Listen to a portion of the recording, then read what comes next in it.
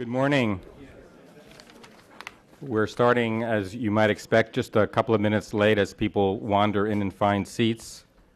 But I don't want to start too late because we have a action-packed agenda for today.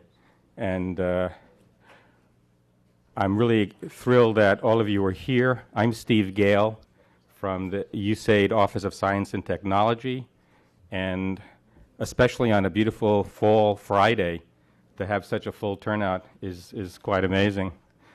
On behalf of USAID and our co-hosts, the State Department, the National Defense University, and of course the Wilson Center, again, we are exhilarated to have you participate in what I think is the first ever symposium on futures analysis that's focused primarily on development. Now, there are many futures analysis groups. Of course, the intelligence community has done a lot of this. The military has done a lot of this. But I'm not certain that there's been one focused on development. So we are, again, happy to have you here. And I think this will be not the last time we look at futures analysis. I want to make just one or 2 points. I promise not to be too long-winded. We have exciting speakers and moderators. And I really want to have a special shout out to our USAID mission directors who've come from near and far to be here, because they provide that kind of insight about what's going on in the field. And at the end of the day, a lot of the success that I hope we'll achieve here will pivot on your contributions to help USAID build the capacity to do futures analysis. I do want to take 1 second to acknowledge that yesterday, and many of you know this, some don't, was the 50th anniversary of USAID. So happy birthday to everyone.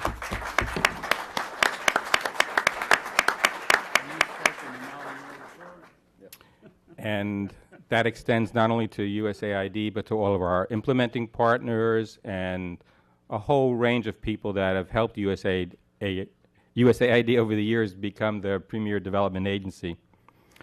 So let me talk a little briefly about how this all got started. And if I've got the dates right, about 6 months ago, we began to plan this symposium. And we decided to bring together experts from different fields and not just development only. And in order to focus on a more integrative approach and a more multidisciplinary approach to futures analysis. And I just had the opportunity to look over the Facebook and to look at the registration, and it's absolutely amazing, staggering, I would say, that we have so many members from so many different institutions. And we have the diplomatic community, of course, the foreign intelligence community, foreign affairs, public affairs, the private sector. So it's just to highlight a few of those. It's really quite diverse, and I think that's what you need to do futures analysis. So being around such a dazzling, brilliant, and dedicated group makes me think that the future of USAID is in very good hands, and futures analysis is even in better hands. Well, I don't have to tell you, many of you, that there's a drumbeat against doing futures analysis. And it's not just here in USAID, but it's in most organizations, and it's, I would say, most prominent in U.S. government. And that's because the proverbial argument is along these lines. You cannot know the future. So if you don't know the future, why are we wasting valuable institutional resources on the unknowable? Everyone has short budgets. They're getting shorter. People have 3, 4, 5-year horizons. So there's a lot of downward pressure not to do futures analysis. Well, at USAID, we saw it differently. And that's why we're here today. Our perspective was that there's not just one future, but there's really a range of futures. And if you don't know them and don't understand the range of prospects, then you're going to be behind the curve. You're going to be unable to see the new challenges that arise. You're not going to be able to seize the vital opportunities. And I think at worst, you're going to be responding to events too late, too under-resourced, and you're just going to be out of step with development needs of the world's poorest countries and, of course, the needs of their people. So at USAID, we decided to deliberately choose to light the fire under futures analysis. And I think there are 5 reasons why we thought that way. The first is when you make decisions today on your policies, on your strategies, on your programs, you're really impacting on the future. That's a given. Second, the long-term sustainable impacts that we seek must factor into present-day decision-making. You know, it used to be what's past is prologue. Well, in reality, the future is now, and if we don't begin to plan for it, we're going to be way out of step with it. The third reason to do futures analysis for any organization is that forward thinking and subsequent actions is smarter, better, more cost effective than just waiting for things to happen. And finally, and this is with regards to development per se, that there could not be a better time in my recent memory to have the scene just right for development and to take bold actions in development. And that's because for the first time, there's a clear definition of the importance of development in our U.S. national security strategy. We have a new presidential policy directive on global development, and this year the release of the Quadrennial Diplomacy and Development Review, which is a mouthful. So those are 5 good reasons why we think the time is right to do futures analysis. And I would say that these watershed documents call for a new approach to how we plan and how we implement development assistance, and we are convinced that the future analysis should be part of that new plan. Well, is anyone doing futures analysis at USAID? I think the answer is yes. There's already a number of very talented people at USAID that are doing futures analysis. I wouldn't say it's their full-time job. I wouldn't say it gets easily bumped when they get an assignment, but there are people doing futures analysis. But I think it's also fair to say that futures analysis is not now a central driver of our agency. And we want to move futures analysis so it becomes part of our planning. Now, the approaches that are inherent in futures analysis, such as scenario planning, data mining, forecasting, trends analysis, et cetera, if we deploy these, USAID will become a more rational, disciplined, and evidence-based development agency. So your participation today moves us much closer to that goal. So at this point, rather than what I would normally do at the end of the day, I want to upfront acknowledge the intellectual leadership of Dr. Alex Tagan in the Science and Technology Office. He's the USAID's advisor on science and technology. Alex has encouraged me, supported me to bring futures analysis to the forefront at this agency. So thank you, Alex. And I also want to thank our symposium support team, and especially USAID's Tally Faircloth. Tally, where are you? Probably out bringing people in. And Stephen Fondres, my colleague up here in the podium. They've been great in helping us pull this event together. So I promised I'd be short, and it's now my privilege to turn this plenary over to Dr. Michael Van Dusen from the Woodrow Wilson Center. Dr. Van Dusen is the Executive Vice President and Chief Operating Officer of the Woodrow Wilson Center. Before joining the center in 1998, he worked for close to 30 years in the U.S. House of Representatives. I promised I'd be short, Michael. Serving as staff consultant and then staff director on the Subcommittee of Europe and the Middle East on the Committee of Foreign Affairs, then Chief of Staff of the Committee of Foreign Affairs, and finally Democratic Chief of Staff, lots of Chief of Staffs there, for the Committee on International Relationship. Dr. Van Dusen, thank you.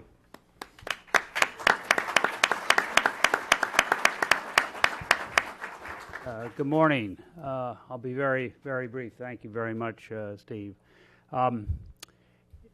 Very appropriate that this meeting is held here today at the Woodrow Wilson Center.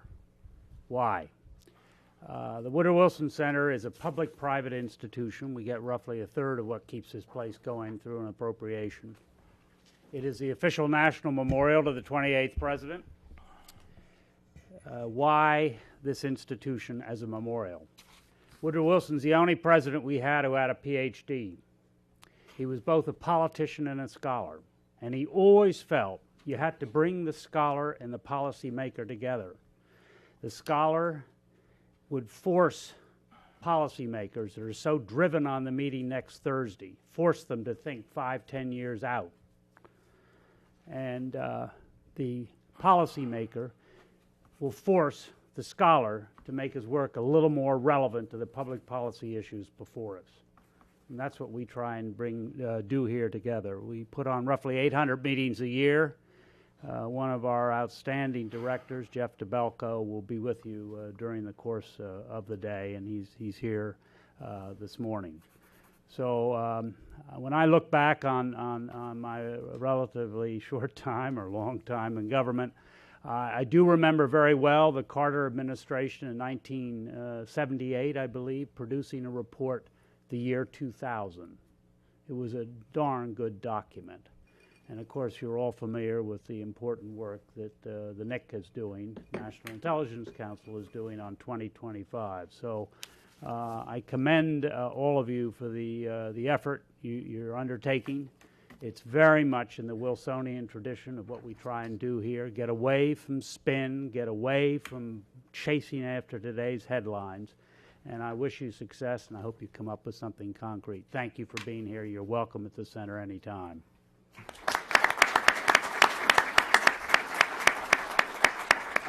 I guess I'm to introduce the I can do that. That's okay. You feel free to do so. But thanks very much, Michael, for your comments. And now my distinct honor to introduce. Let's see. Might just borrow this. Yep. Sorry. My distinct honor to introduce Deputy Administrator of USAID Don Steinberg. Ambassador Steinberg previously served as Deputy President of Policy at the International Crisis Group, where he directed the policy and advocacy, and as a Randolph Jennings Fellow at the U.S. Institute of Peace. And during his 30 years with the U.S. government, he served as Director of the State Department's Joint Policy Council, Deputy White House Press Secretary, National Security Council Director for African Affairs, and the list goes on and on of distinguished service in the executive and legislative branch. Come on. You asked me to read everything earlier, but because of timing, I'm just cutting it a couple of seconds short. There is a Facebook, which is attached to your binder, which has more than enough information on every individual person. Don, thank you.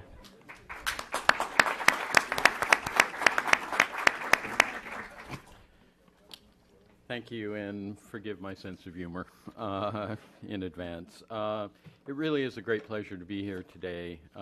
This is, I believe, indeed, the first ever symposium of its kind on futures analysis for development. And indeed, I wanted to thank the Woodrow Wilson Center for hosting this, as well as our State Department colleagues and our National Defense University colleagues for co-hosting it. I also wanted to thank the two Steves, to thank Alex Deegan for his leadership, Susan Reichley. But most of all, I wanted to thank the person who I believe is the true inspiration for this seminar, and that's Isaac Asimov. We were told that this conference began in terms of planning about 6 months ago. In reality, it began 65 years ago. Isaac Asimov was the great science fiction writer and scientist who posited the existence of a foundation in his Great Foundation series. And what he said was that if you look at the actions of people, you look at the actions of nature, and you study them well enough, you can predict what is going to happen in the future, and not just in the next 5 and 10 years. He was positing 30,000 years off into the future. He said that you could do this through what he called mathematical sociology. And he said if the universe is big enough of what you're looking at, the patterns and the predictability of this analysis would be even better. And what he did was to posit that his hero, Hari Seldon, created a foundation which brought together the great wisdom of the world, the great thinkers of the world, And not only did they predict the future, but they sought ways to influence it into more prosperous, democratic, and peaceful patterns. So we are the foundation here today. And indeed, I believe that when the president gave his speech a year ago at the United Nations, where he called for a global development strategy, he was asking us to put together a foundation. He was essentially saying that development now is too important to the United States to be left to actions that occur over 1 or 2 or 5 or even 10 years. He said 3 things made it important to the U.S. national interest, and I want to frame the discussion today by talking just briefly about these. He said that we, too, as Asimov said, prefer to live in a world that's peaceful, that's democratic, that's prosperous, that's respectful of human rights and respectful of human dignity. He also said that a world that is developing is in our economic interest, because much of our economic growth depends upon our linkages with the rest of the world, our trade and investment in developing countries. And he pointed out that developing countries are our fastest growing markets abroad. 85% of the new exports from the United States over the next 2 decades will come to countries that have received foreign aid or are now getting foreign aid. And so it's all about creating jobs as well. But he also said that it was in our national security interest. He pointed out that countries that are prosperous and developing don't traffic in drugs, in weapons, in people. They don't spew out large numbers of refugees across borders or across oceans. They don't transmit pandemic diseases. They don't harbor terrorists or now even pirates. And they certainly don't require American forces. So the president said development matters.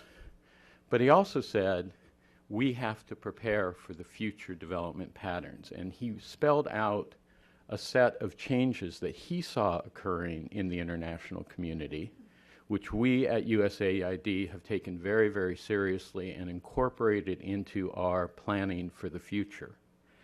Among the aspects that he cited was a global economy that's growing now at multiple speeds. It's growing faster than it has ever grown in the past, but that growth is not uniform. We've seen incredible achievements in development over the past decades. Today, children growing up will live 17 years longer than their parents just 50 years ago. Maternal and infant mortality has plummeted. Literacy rates are skyrocketing. But even as that occurs, we're seeing more uneven distribution of wealth within countries and between countries. And there's a continuing sense that Jesus indeed may have been right when he said the poor will always be with us. We're also seeing demographic shifts that are complicating once steady development patterns. I don't like the phrase the youth bulge because I think it presents this image of a scary bunch of kids who are out to overthrow governments around the world and join Joseph Kony and other murderers. But the reality is we are facing a demographic change. I prefer to call it a demographic dividend because we have a group of young people who are now capable of contributing to their societies. For every 300,000 child soldiers that there are in the world, there are 1.7 billion young people who are seeking how to improve their lives and the lives of their families. We're also seeing access to knowledge grow briskly in the developing world as it becomes more interconnected. And I think the symbol of the 21st century is going to be the mobile phone. It is changing the way we do business. It is bringing the world into every small village around the world. It is changing how we do development. We're also seeing shocks reverberate much more quickly and much more widely than ever before. We're going to talk all about global climate change here, and I'm delighted that even our biggest skeptic, now acknowledges that it is indeed a phenomenon that is occurring around the world. But we have to think about what the implications of this are, and not just 2 years and 5 years and 10 years in the future, but even further. What we're seeing in the Horn of Africa may indeed be the future, where a changing rain pattern from a drought every 10 years to now what is basically a drought every year has brought together a perfect storm of famine, war, and drought to create the disaster we're seeing. And yet, on the positive side, USAID has had the capability to work with 8 million Ethiopians over the past decade to strengthen their resiliency so that they are not part of the numbers who are receiving development assistance right now. And so we can respond quickly. I would also remind you that we're in a world now where a vendor self-immolates in Tunisia, and within 7 months, 3 authoritarian governments fall in that region. That's a remarkable world we live in that sense. We're also seeing democratic governance expanding globally and yet haltingly. We've got 17 new democracies in Africa alone in the past 15 years. And yet we still see weak governance, we still see rampant corruption, and we still see crackdowns on civil society all around the world. Finally, we're seeing a new environment for aid itself. The old pattern where overseas development assistance filled gaps in fiscal budgets or savings rates abroad is pretty much gone forever. The United States is giving about $30 billion worth of assistance to developing countries, but total capital flows through the private sector to those same countries reach $1 trillion a year. And even the $30 billion that we give as an official government is less than what private American citizens give, which is $36 billion, and it's a third of what remittances are from America to the world, which is about $100 billion.